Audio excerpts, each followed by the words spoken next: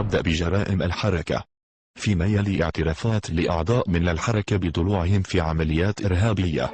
حصلت في أغسطس 87 انفجارات إرهابية في عدد من الفنادق السياحية بمنطقتي المنستير وسوسة، وأعلن منفذوها بأنهم كانوا من الإسلاميين.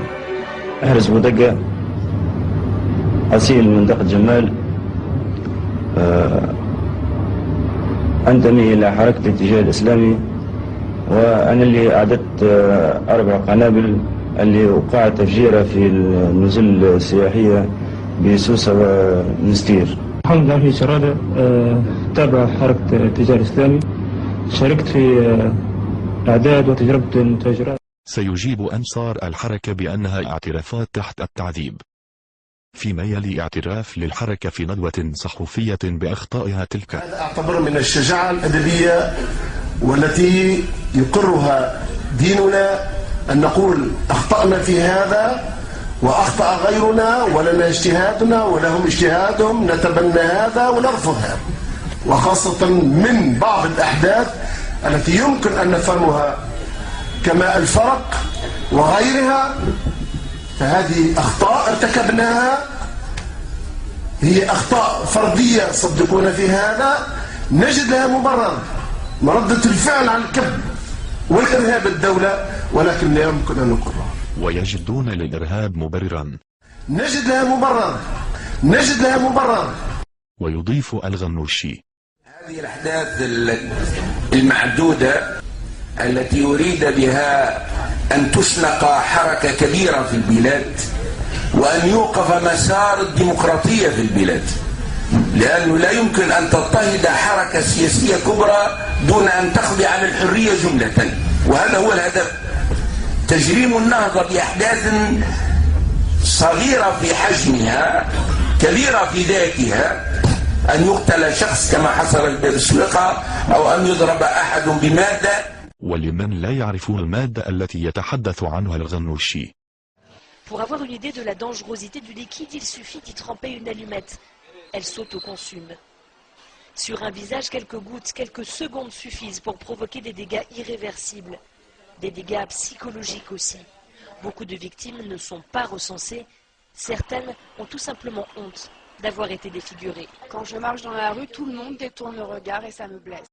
Quand Massarat Misbah rend visite à ses protégés, les sourires sont sur tous les visages. Des visages pourtant meurtris. Dans le jardin de l'association d'Epilex Smile Again, une quarantaine de femmes l'attendent. Elles ont toutes été victimes d'attaques à l'acide sulfurique ou au kérosène.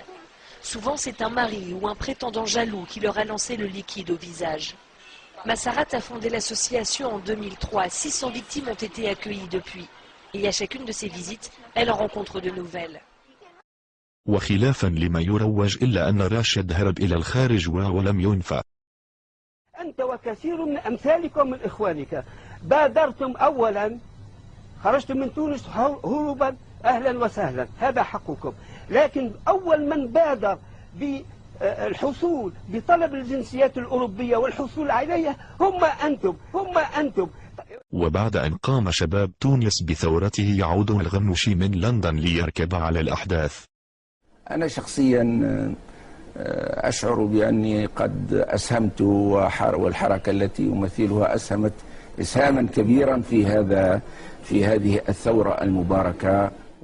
لننتقل إلى الملف المالي، ولنبدأ باعترافات من صلب الحركة، فيما يلي وثيقة ممضاة من أعضاء في النهضة تبين الفساد المالي.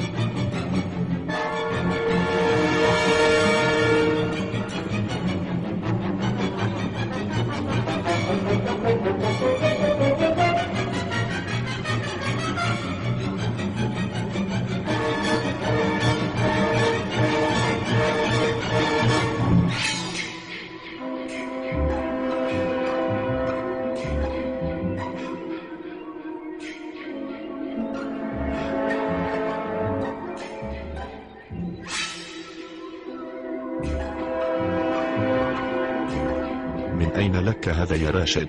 صحيح، ثم ناس في الغربة سرقوا فلوس، هذا صحيح. على ظهور ما نجمش نقول اسامي، هذا تقول اسامي ان شاء الله كانت تفتح تحقيق ونمشي معاكم قدام العداله ونقول اسامي. اسم نجم نطلبوا احنا باش يتحل. ثم ناس في وسط الاسلاميين عملوا تحقيق في وسطهم بيدهم وحاسبوا زوز من الناس منهم، لانه فلوس كانت صار تحقيق وخرجت اسامي. في التحقيق انا مستعد باش نقول.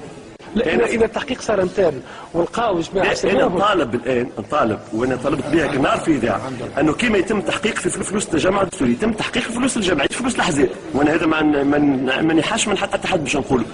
ثم ناس سرقت فلوس الايتام، هذا صحيح. لا اذا صار التحقيق وعرف السبيب علاش تحمي فيهم انت؟ انا مانيش نحمي. لا سامحني انا جان وذاك ما غلطناش احنا خلطنا في واحد بن علي ما نعرفوش الشيء هذايا. انا والله لو حمايهم واحد منهم اللي كان يعيط ضدي من بكري من الناس هذوك باش نقول اسمي. انت قلت اسامي بكري زيتون شو اسمه هذوما التحقيقيات هذوما اللي يعملوا انا منهم. تفضل.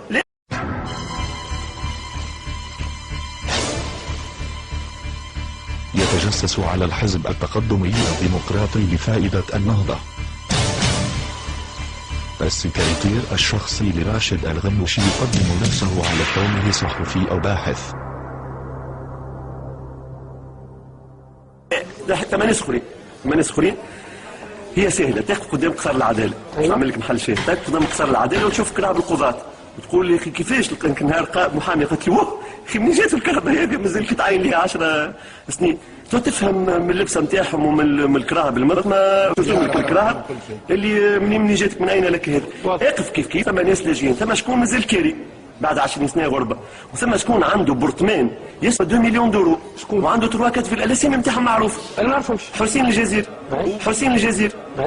حسين الجزيري المتحدث الرسمي باسم حركة النهضة المقيم في فرنسا، وفيما يلي وثائق نشرتها الدستور حول العلاقات المادية الخاصة بين طهران والحركة.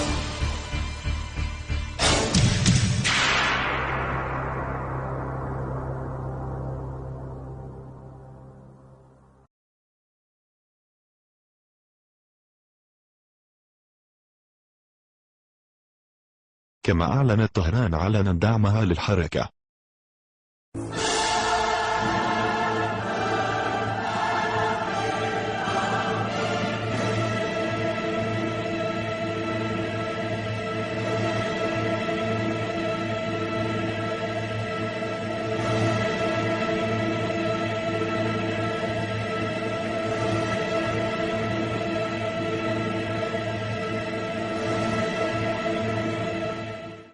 بالإضافة إلى العديد من الوثائق الممدة من أعضاء النهضة، والتي تؤكد الفساد المالي لراشد ومن يحيط به.